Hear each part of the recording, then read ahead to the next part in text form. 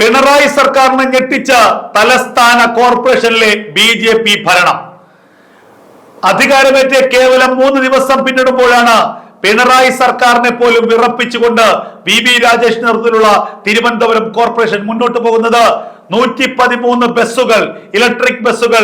ആ ഇലക്ട്രിക് ബസ്സുകൾ നഗരാസൂത്രണത്തിന്റെ ഭാഗമായി തിരുവനന്തപുരം കോർപ്പറേഷന് കേന്ദ്ര സർക്കാർ നൽകിയതാണ്. കോർപ്പറേഷന്റെ കൂടി കോടിക്കണക്കിന് രൂപ ചെലവഴിച്ചു കൊണ്ടുവന്ന ബസ് ഇന്ന് ഓടിക്കുന്നത് മറ്റ് ജില്ലകളിലാണ്. അതിനി പറ്റില്ല എന്ന് കോർപ്പറേഷൻ മേയർ ഗതാഗത മന്ത്രിയുടെ മുഖത്ത് നോക്കി പറഞ്ഞു. രാഷ്ട്രീയമേറെയുള്ള ആരുടെ മുന്നിലും കൂസാത്ത KB ഗണേഷ് കുമാറിന് പോലും ഒരക്ഷരം മിണ്ടാൻ പറ്റിയില്ല. KB ഗണേഷ് കുമാറിനോട് VV രാജേഷ് പറഞ്ഞു, തിരുവനന്തപുരം നഗരത്തിലോടാൻ കൊണ്ടുവന്ന ബസ്, മാലിന്യ നിർമ്മാർജ്ജനത്തിന് വേണ്ടി, മലിനീകരണ നിയന്ത്രണത്തിന് വേണ്ടി കൊണ്ടുവന്ന ബസ്, ആ ഇലക്ട്രിക് ബസ് തിരുവനന്തപുരം നഗരത്തിൽ മാത്രം ഓടിയാൽ മതി.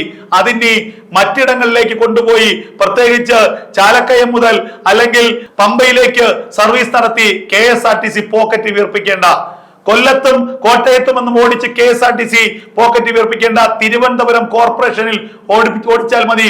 113 ബസ്സുകൾക്ക് പൂട്ടിട്ട് തിരുവനന്തപുരം കോർപ്പറേഷൻ. ഒരക്ഷരം മിണ്ടിയില്ല നമ്മുടെ ഗതാഗത മന്ത്രി KB ഗണേഷ് കുമാർ. മുഖ്യമന്ത്രിക്കെതിരെ പോലും കലിതുള്ളി പ്രതികരണം നടത്തുന്ന വ്യക്തിയാണ് KB ഗണേഷ് കുമാർ. മുഖ്യമന്ത്രിയെ പോലും കൂസാത്ത വ്യക്തിയാണ്. ആ KB ഗണേഷ് കുമാറിന് പോലും മിണ്ടാട്ടമില്ലാതായി. തിരുവനന്തപുരം നഗരപിതാവായി ചുമതലയേറ്റ ശേഷം VV രാജേഷ് നേതൃത്വത്തിലുള്ള ഭരണസമിതി ആദ്യമെടുത്ത തീരുമാനം തിരുവനന്തപുരം കോർപ്പറേഷൻ പരിധിയിലുള്ള വൃദ്ധ മാതാപിതാക്കളുടെ ചികിത്സാ സഹായത്തിന് 50 കോടിയിലധികം രൂപ വകയിരുത്തി.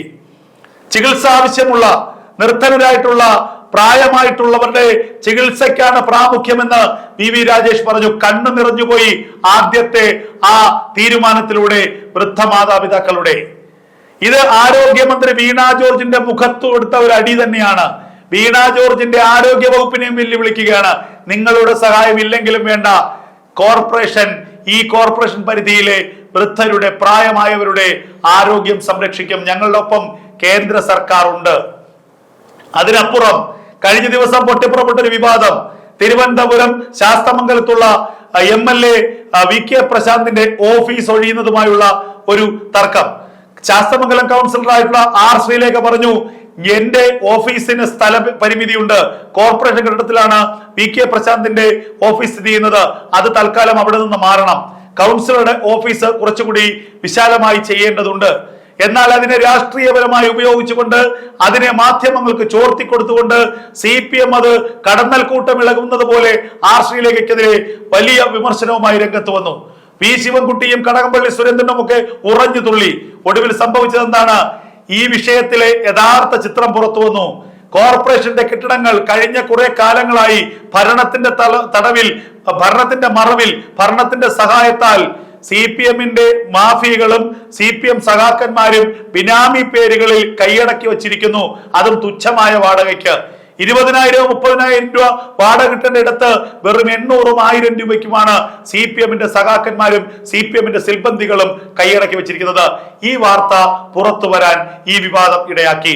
ഉടൻ തന്നെ VV രാജേഷ് പറഞ്ഞു, ഞങ്ങളെല്ലാം പരിശോധിക്കും. കോർപ്പറേഷന്റെ പരിധിയിലുള്ള, കോർപ്പറേഷന്റെ ഉടമസ്ഥതയിലുള്ള കെട്ടിടങ്ങൾ ആരെങ്കിലും അനധികൃതമായി, ആരെങ്കിലും നിയമവിരുദ്ധമായി കൈവശം വെച്ചിട്ടുണ്ടെങ്കിൽ അതൊക്കെ തിരിച്ചു പിടിക്കും. VK പ്രശാന്തിന് ഓഫീസ് ഉപയോഗിക്കണമെങ്കിൽ നിയമാനുസൃതമായ വാടക നൽകി ഓഫീസ് ഉപയോഗിക്കാം. അത് മാർച്ച് വരെ കാലാവധി ഉണ്ടെങ്കിൽ മാർച്ച് വരെ ഉപയോഗിക്കുന്ന തെറ്റില്ല. പക്ഷേ കൗൺസിലറുടെ ഓഫീസ് ഒരു ഉചിതമായ കെട്ടിടത്തിൽ വേണം, അത് ഞങ്ങൾ പരിശോധിക്കുമെന്ന് പറഞ്ഞു. അങ്ങനെ 3 ദിവസം മാത്രമേ ആയുള്ളൂ തിരുവനന്തപുരം കോർപ്പറേഷൻ അധികാരമേറ്റിട്ട്. തലവേദന കൊണ്ട് ഉറങ്ങാൻ കഴിയുന്നില്ല തലസ്ഥാനത്തെ CPMന്. തുടക്കം ഇങ്ങനെയാണെങ്കിൽ ഒടുക്കം എങ്ങനെയായിരിക്കും എന്നുള്ളത് നമുക്ക് ഊഹിക്കാമെന്നതേ ഉള്ളൂ. പിണറായി സർക്കാരിനെ പോലും, പിണറായിയുടെ ഭരണത്തെ പോലും വിറപ്പിച്ചിരിക്കുകയാണ്, പിടിച്ചു കുലുക്കിയിരിക്കുകയാണ് VV രാജേഷിന്റെ കോർപ്പറേഷൻ ഭരണം.